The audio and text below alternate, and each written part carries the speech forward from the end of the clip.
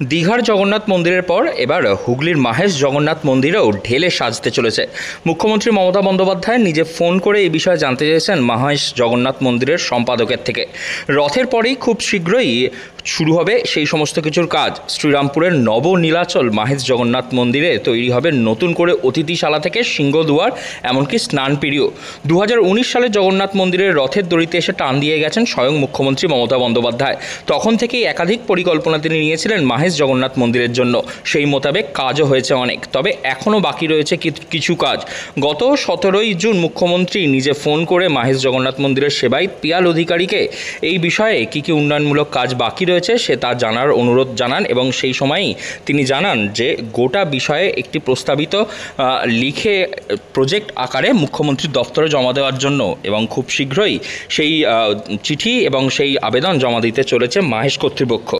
বিগত কয়েকদিনের মধ্যে রাজ্যের মুখ্যমন্ত্রী তার সাথে আপনার কথোপকথন হয়েছে মাহেশ উন্নয়ন নিয়ে।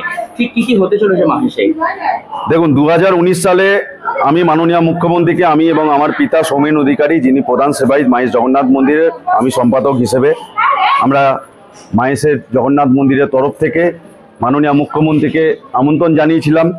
উনি এসেছিলেন। সেই 2019 সালে উনি রথের রশি টান দিয়েছিলেন এবং সেই দিন ঘোষণা করেছিলেন যে মাহেশ হচ্ছে আমার নিজের প্রকল্প, মাহেশকে ঢেলে সাজাতে হবে। আমি বলেছিলাম যে দিদি, এই মাহেশকে দেখতে হবে, কারণ সেই চৈতন্য মহাপ্রভুর মাহেশ, রামকৃষ্ণ ঠাকুরের মাহেশ, বঙ্কিমচন্দ্রের রাধারানী উপন্যাসের সেই মাহেশ। তো তিনি সাথে সাথে কথা শুনেছিলেন, তিনি এসেছিলেন, শুধু কথা শোনেননি, কথা রেখেও ছিলেন। উনি এসে সুন্দরভাবে আমাদের মাহেশকে সুসজ্জিত করে তুলেছেন। আমাদের কিছু কিছু কাজ উনি আমাকে গত 17ই জুন আমি আমন্ত্রণ জানিয়েছিলাম, আমাকে প্রতি বছরই শুভেচ্ছা পাঠান। এবছরও তিনি আমাকে শুভেচ্ছা পাঠিয়েছেন, আমি ওনাকে আমন্ত্রণ জানিয়েছিলাম। উনি গত 17ই জুন আমাকে নিজে থেকে ফোন করেছিলেন। ফোন করে তিনি সমস্ত খবরাখবর নিলেন এবং আমি বললাম যে দিদি, আমাদের কিছু কাজ অবশিষ্ট আছে, আমাদের সিংহদুয়ারের কাজ অবশিষ্ট আছে, আমাদের একটি গেস্ট হাউসের খুব প্রয়োজন, কারণ বিভিন্ন জেলা এবং বিভিন্ন রাজ্য থেকে বহু ভক্তগণেরা আসেন এখানে, তারা থাকার তাদের সুবন্দোবস্ত নেই, তাই জন্য আমাদের একটা গেস্ট হাউসের প্রয়োজন। আমাকে বললেন তিনি যে একটি প্রজেক্ট করে জমা দিতে ওনার হাতে।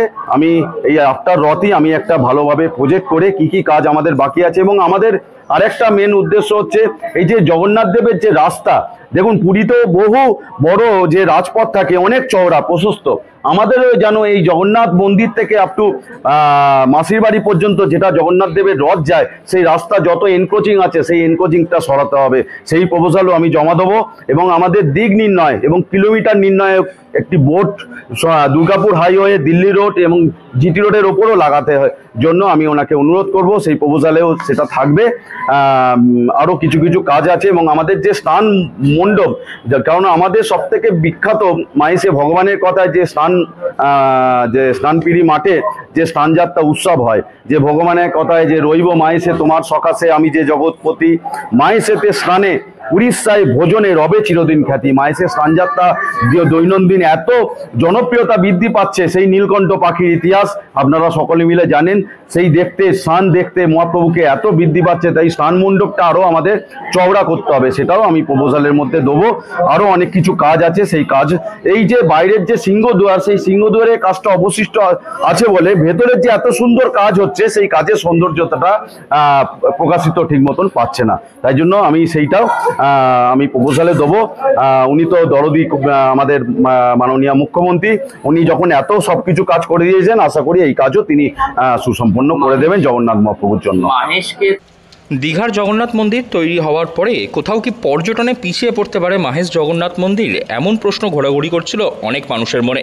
তবে এই প্রশ্ন সম্পাদক পিয়াল অধিকারীকে করার পরে তিনি জানান যে জগন্নাথ দেবের যত প্রচার হয় ততই ভালো। সে জগন্নাথ দেবের মন্দির যেখানেই হোক, যেভাবেই হোক। আর দীঘার মতন জায়গায় মুখ্যমন্ত্রী যখন জগন্নাথ মন্দির তৈরি করেছেন, তার তো প্রচার অবশ্যই হবে। তবে মাহেশের যে ঐতিহ্য রয়েছে, সেই ঐতিহ্যও কোনোভাবে কম নয়। তাদের 629 বছরের পুরাতন যে মূর্তি, সেই মূর্তি দেখার জন্য বহু মানুষ আসেন আজও ছুটে এই মাহেশ মন্দিরেই। তো আগে থেকেই যে একটা ট্যুরিজম স্পট হিসেবে তৈরি করার প্রকল্প চলছিল, ইতিমধ্যেই পুরীতেও দীঘাতেও জগন্নাথ মন্দির তৈরি হয়েছে। তো কোথাও গিয়ে দাঁড়িয়ে কি মাহেশ সেই জায়গায় কিছুটা ওই পর্যটনের দৌড়ে কি একটু শান্তি পড়বে বলে মনে হচ্ছে না? কি বলবেন? কখনোই না।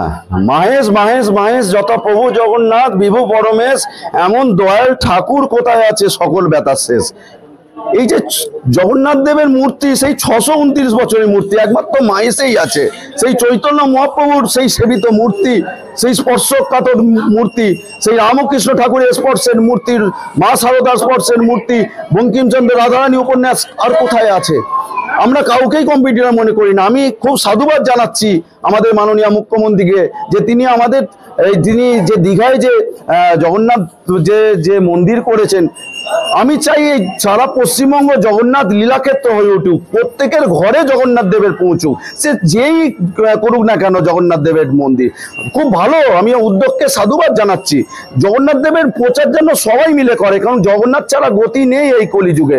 সত্যযুগে নারায়ণ, তেতায় রামচন্দ্র, দাপুরে কৃষ্ণ, আর কলিতে উনি জগন্নাথ। জগন্নাথ ছাড়া আমাদের উপায় নেই। সবাই নাম করুক ওনার, সবাই মিলে ওনার সেবা করুক, এটাই আমি চাই। আপনার পরিচয়টা একটু আমি পিয়াল কৃষ্ণ অধিকারী, আমি সম্পাদক মাহেশ জগন্নাথ মন্দির।